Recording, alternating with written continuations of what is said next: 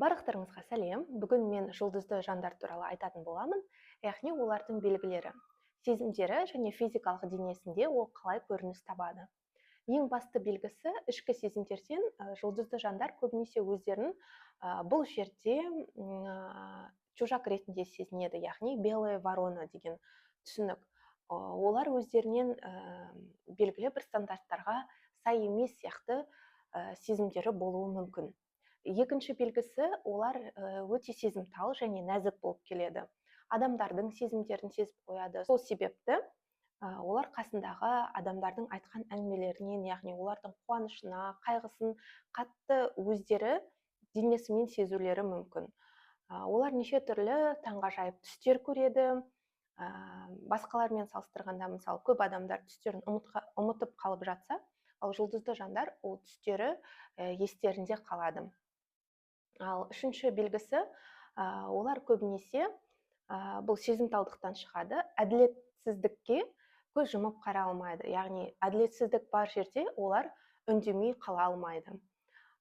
Төртінші белгісі, олар көп жағдайда жұлдыздарды, аспанды, ғарыш туралы оқығанды жақсы көреді. Кішкентай кезінен бастап оларды жұлдыздарға тартуы мүмкін, яғни жұлдыздарға қарап тілектерін айту, тағы да басқалары. Және де олар өздерінің миссиясын іштей сезеді. Ол қалай? Яғни олар қарапайым кәдімгідей өмір сүрулері мүмкін. Яғни ішетін тамағы бар, баспанасы бар, жұмысы бар, бірақ іштей оларда зов дейді ғой, өздерінің бір миссиясы бар екенін, соны орындау керек екенін, сол үшін оларда ізденіс жолы басталады. Яғни осы арқылы олар рухани білімдерді оқи бастайды.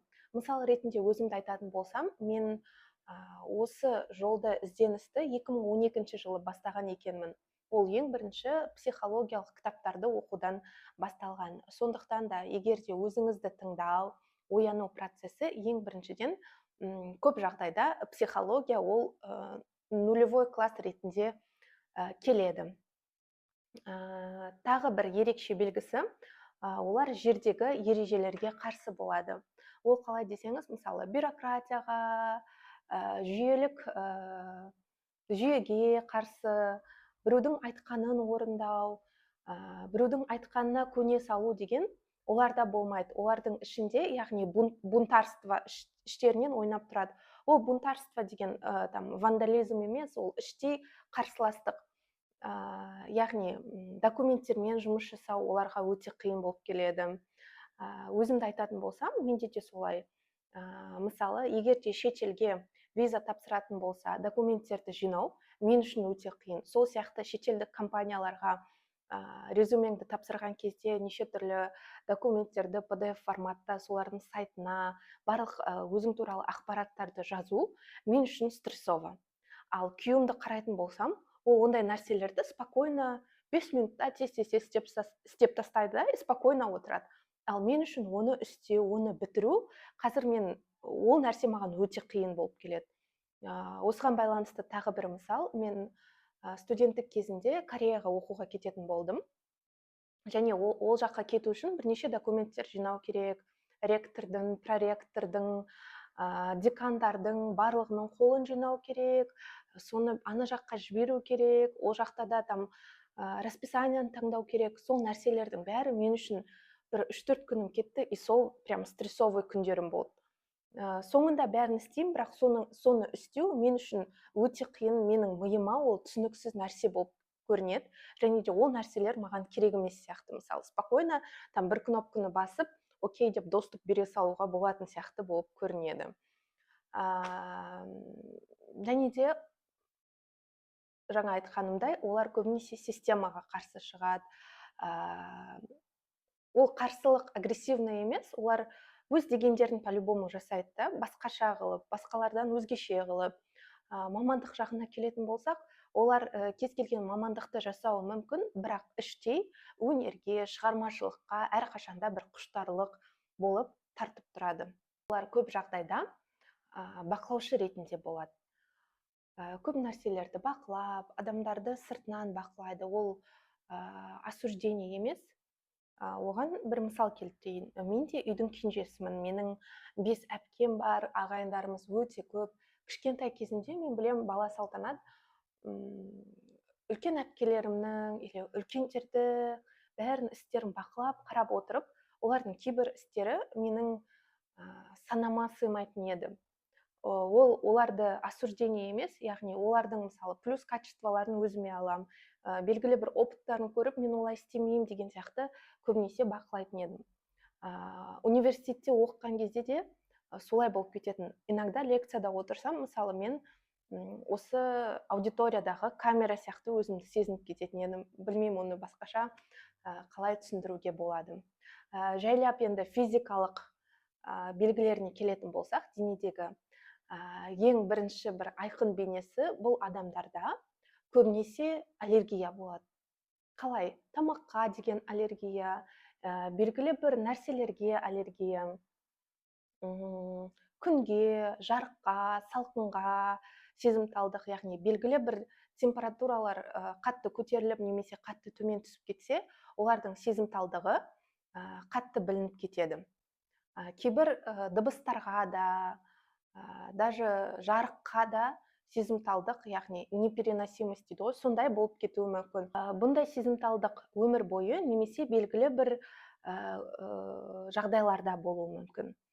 Өзімді мысал келтіретін болсам, мен кішкентайымнан аллергикпін, яғни кейбір қатты тәттілерді, магазиннің тәттілерін жей алмаймын. Кейбір кездері чипсы көп жеп қойсам, тоже үстім сразу қышып, сондай болып кетеді. И ол процесс жыл бойы емес, каждый 3 жыл сайын, 1 жыл сайын или 4 жыл сайын болып тұрады да, и мен сразу қатты диетаға отырам. И оны, бұл менің минусым емес екенін тоже осы ақпараттарды білген кезде қабылдадым. Себебі бұрын мен тәтті жемесем, немесе чипсылар жемесем, өзімді бір что-то со мной не так деп сезінетін едім. Вот ана адам жеп жатыр, неше түрлі тәттіні, глютенді бәрін, ода асқазаны ауырмайды, оның денесі бәрін қабылдайды, ал менде неге сондай деп солай көбінесе түсінбейтін едім.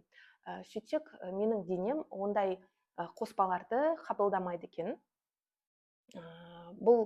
Бұндай тамақтарды жеу адамның қабілеттеріне қалай әсер ететінін тағы да болашақта бөлісетін боламын.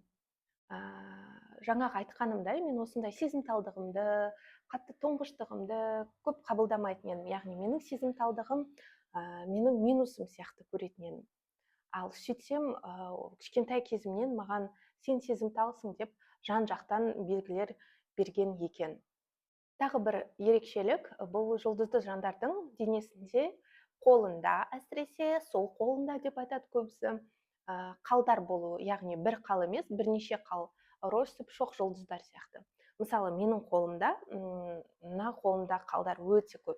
И кішкентай кезімде мен ойлайтынмын, менің атымды қалды күл деп қоя салса болатын еді ғой, себебі денемде қалдар өте көп деп. Сөйтсек, 80-90 жылы туылған адамдардың көбісінде осындай қалдар бар екен. Ал кейбір родимый пятнолар ол өткен өмірден немесе параллельді өмірден берілген белгілер болып келеді. Тағы бір қызықты белгісі, жұлдызды жандардың саусақтары өте ұзын болып келеді. Менде мысалы сондай. Мен үйдің кенжесімін, бірақ бойым да, саусақтарым да ең ұзын. Мен танитын кейбір таныстарымда да сондай бар. И бұл саусақтар тек қана ұзын болмай, неше түрлі майысулар мүмкін. Мысалы, менде тағы бір ерекшелік, саусағым осылай майысады. Ол кішкентай кезімнен сондай, и мен оны түсіндіре алмаймын. Мен білем, тоже таныс қыздарды солай саусақтарымен неше түрлі майыстырып, әртүрлі нәрсе істейтіндерін. Тағы бір денесіндегі белгі, ол бастарының формасы, маңдайларының формасы өзгеше болып келеді. Және де көздерінің, вырез глаз дейді ғой, көздерінің формасы, көздерінің орналасуы өзгелерден ерекше болуы мүмкін. Бұл ақпараттармен не үшін бөлісіп жатырмын?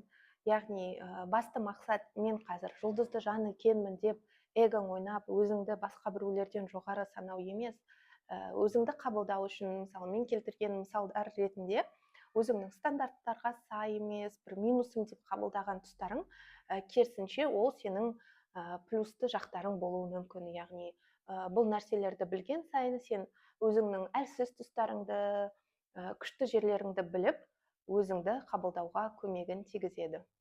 Видеоның толық нұсқасын YouTube-қа салып қоямын, сол жерден қарасаңыз болады. Осымен жұлдызды жандардың басты белгілерін айттым.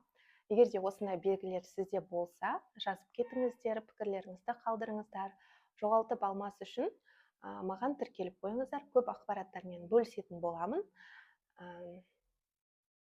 Рахмет.